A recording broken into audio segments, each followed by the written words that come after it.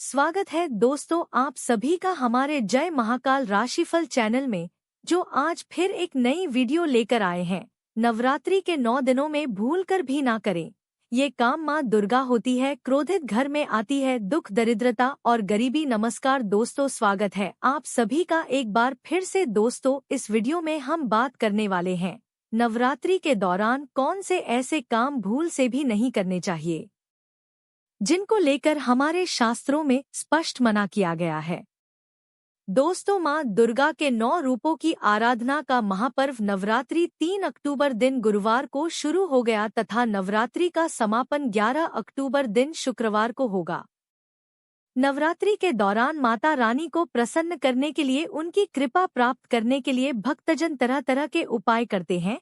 वहीं कुछ भक्त माता रानी के लिए व्रत उपवास रखते हैं, दान धर्म करते हैं, तो वहीं कुछ लोग माता रानी के लिए हवन यज्ञ करते हैं। यहाँ तक कि दोस्तों, कुछ लोग अपने पैरों के वाहन का त्याग करते हैं, अर्थात अपनी मनोकामना पूर्ति के लिए जूते चप्पल आदि का 9 दिनों तक प्यार करते हैं। और इन सभी के उपायों और त्याग के पीछे हम माता रानी के प्रति अपनी श्रद्धा प्रकट करते हैं। लेकिन दोस्तों, अगर आप इन सब के अलावा नवरात्रि के दिनों में यह काम करते हैं, तो माता रानी आपसे कभी प्रसन्न नहीं होगी, बल्कि आपके जीवन में आते हैं दुर्भाग्य और गरीबी। ऐसे लोगों से धन की देवी माता लक्ष्मी भी हो जाती है नाराज। दोस्तों, नवरात्रि के दिनों में ऐसे कौन से कार्य हैं जो भूलकर भी नहीं करने चाहिए। साथ ही दोस्तों, इस वीडियो के अंत में हम आपको एक ऐसा उपाय भी बताएंगे जो आपको नवरात्रि के पावन दिनों में अवश्य करना चाहिए। यह कार्य करने से आपकी हर मनोकामना पूर्ण हो जाएंगी और इस कार्य को करने से माँ दुर्गा अति प्रसन्न हो जाती है। तो आइए दोस्तों, जानते हैं शास्त्रों में वर्णित कार्यों के बारे में जिनको रात्रि के दौरान करना अशुभ माना गया है। इससे पहले दोस्तों, माता वैष्णो का जयकारा लगाते हुए कमेंट बॉक्स में जय माता दी लिखकर वीडियो को लाइक अवश्य कर दे। दोस्तों, सबसे पहली बात, घर में क्लेश का माहौल न बनाएं। दोस्तों, रामचरितमानस में वर्णित है कि जहाँ सुमति तरह संपत नाना, जहाँ कुमति तहाँ भी पति ने दाना, अर्थात जिस घर के सदस्यों में आपसी प्रेम और सद्भाव होता है वहाँ सारे सुख और संपत्ति निवास करती है, और जहाँ आपस में द्वेष और वैमनस्य होता है उस घर के वासी दुखी व विपन्न हो जाते हैं। जिस घर में लड़ाई झगड़े होते हैं वहाँ पर माँ लक्ष्मी कभी भी नहीं ठहरती। इसके साथ ही ऐसे क्लेश झगड़ा करने वाले व्यक्ति से माता रानी भी सदैव नाराज एवं क्रोधित रहती है। इसलिए नवरात्रि के समय में अपने घर में क्लेश का माहौल बिल्कुल भी ना बनाएं। कोई एक सदस्य झगड़ालू प्रवृत्ति का हो तो आप चुप रहे, माता रानी का मन में चिंतन करते हुए श्रद्धा भाव से इस पर्व का आनंद उठाएं। दूसरी बात, स्त्रियों का अपमान न करें। दोस्तों, शास्त्रों में कहा जाता है यत्र नार्यस्तु पूज्यन्ते तत्र देवताः रमन्ते, यात्र तो ऐसा हारना पूज्यन्ते तत्र संवाहक क्रिया असलाह भवन्ति। अर्थ हाथ जहाँ स्त्रियों की पूजा होती है वहाँ देवी देवता भी निवास करते हैं, और जहाँ स्त्रियों की पूजा नहीं होती है, उनका सम्मान नहीं होता है, वहाँ किए गए समस्त अच्छे कर्म भी निष्फल हो जाते हैं। इसलिए आप सभी से निवेदन है कि आप नवरात्रि में किसी भी स्त्री माताओं बहनों का मान न करें। हिंदू धर्म में स्त्रियों को ही माता रानी का स्वरूप माना जाता है। स्त्रियां माता रानी का ही अंश होती है। माता रानी स्त्रियों का सम्मान करने वाले मनुष्य पर सदैव ही अपनी कृपा बरसाती है। साथ ही माता लक्ष्मी भी ऐसे मनुष्य से सदैव प्रसन्न रहती है। दोस्तों, स्त्रियां स्वयं की खुशियों का त्याग करके आपके घर को स्वर्ग बनाती है। स्त्री स्वयं उपवास करके अपने पति की लंबी आयु की कामना करती है, जीवन भर अपने परिवार के लिए बिना थके बिना शिकायत के कार्य करती है। ऐसी पतिव्रता स्त्री का अपमान करना महापाप माना गया है। जो मनुष्य नवरात्रि में किसी भी स्त्री का अपमान करता है, स्त्रियों की तरफ गलत भावना से देखता है, ऐसे मनुष्य को माँ दुर्गा अवश्य ही दंड देती है और ऐसे व्यक्ति से माता रानी सदैव नाराज रहती है। तीसरी बार, नवरात्रि के दौरान कोई भी अनिष्ट कार्य न करें, जैसे कि झूठ बोलना, किसी के साथ छल कपट करना, पैसों की चोरी अथवा धोखेबाजी करना, निष्पाप पशु पक्षियों को सताना, किसी गरीब को नीचा दिखाना जैसी गलत हरकत भूल से भी ना करें। माता रानी को ऐसे कार्य करने वाले लोग बिल्कुल भी पसंद नहीं होते। किसी के साथ अत्याचार न करें। ऐसे कार्य राक्षसी प्रवृत्ति के लोग करते हैं और हम सब तो माता रानी के भक्त हैं। हमें ऐसे कार्य शोभा नहीं देते। इन कार्यों से माता रानी अत्यंत क्रोधित हो जाती है। चौथी बात है, तामसिक भोजन का सेवन करने से बचें। दोस्तों, नवरात्रि में इस बात का विशेष रूप से ध्यान रखना चाहिए कि आप भूल से भी व्रत के दौरान तामसिक भोजन का सेवन न करें। जैसे अंडे, मांस, शराब, लहसुन, प्याज, ये सभी तामसिक भोजन के श्रेणी में आते हैं।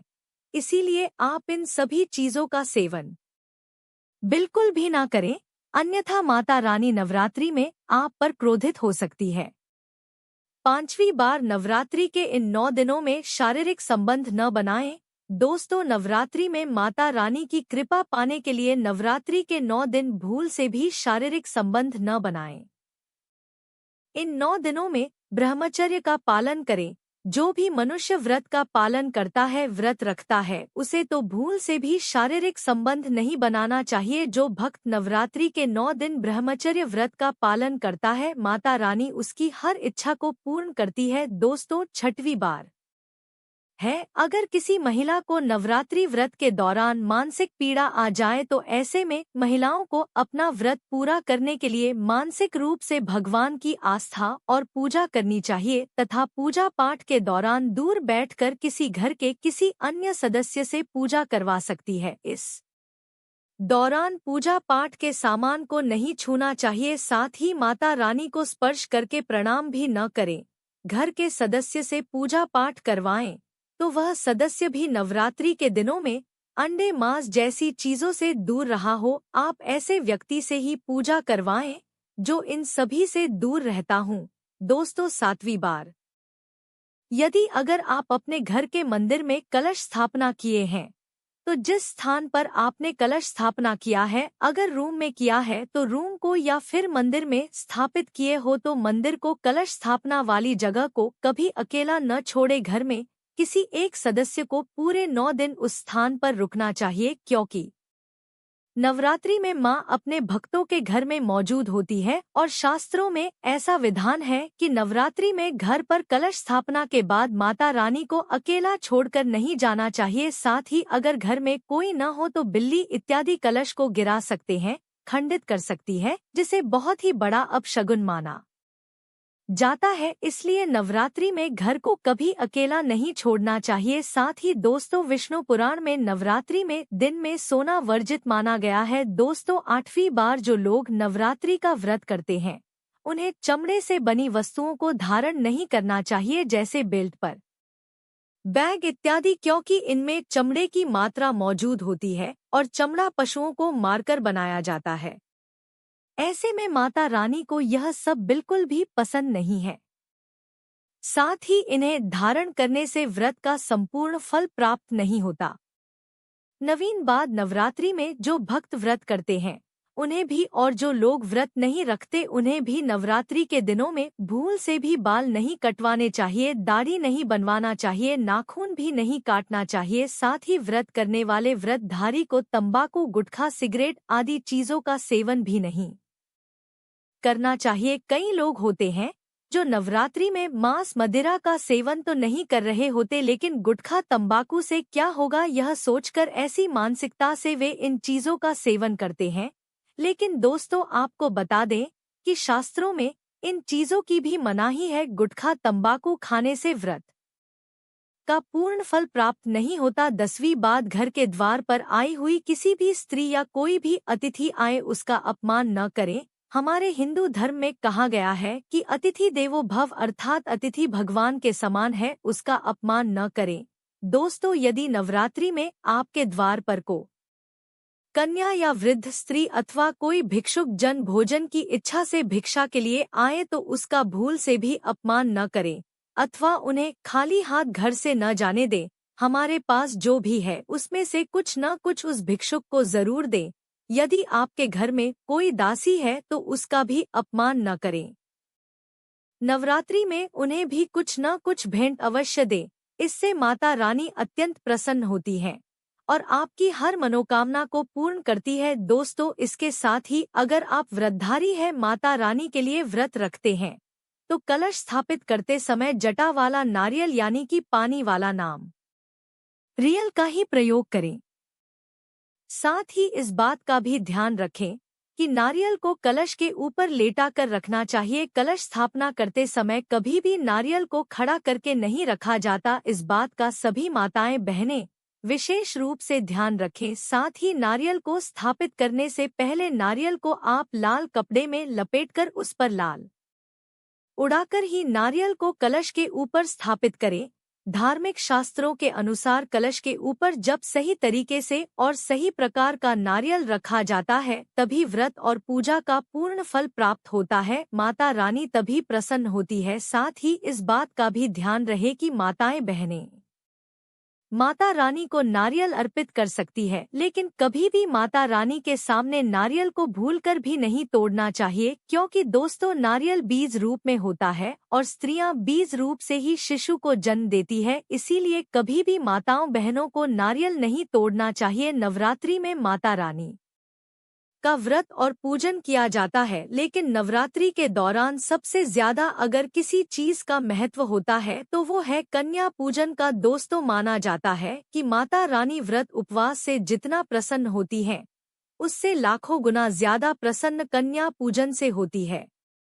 नवरात्रि में छोटी कन्याओं को माता रानी का स्वरूप माना जाता है। नवरात्रि के दौरान कन्याओं को भोग लगाया जाता है, उन्हें प्रसन्न किया जाता है और बदले में उनसे आशीर्वाद मांगा जाता है। कन्याओं को प्रसन्न करने के लिए गिफ्ट वगैरह आदि उपहार दिए जाते हैं। माना जाता है अगर कन्याओं को कोई भेंट दी जाए और उसे वह कन्या खुशी खुशी स्वीकार कर ली, तो इसका मतलब है माता रानी अर्थात माता दुर्गा, माता वैष्णो देवी ने भेंट स्वीकार कर ली। जिन लोगों से कन्याएं प्रसन्न हो गई तो समझो उन्हें माता रानी का भी आशीर्वाद मिल गया और माता रानी की कृपा से उन्हें मुंहमांगा वरदान और आशीर्वाद प्राप्त होता है।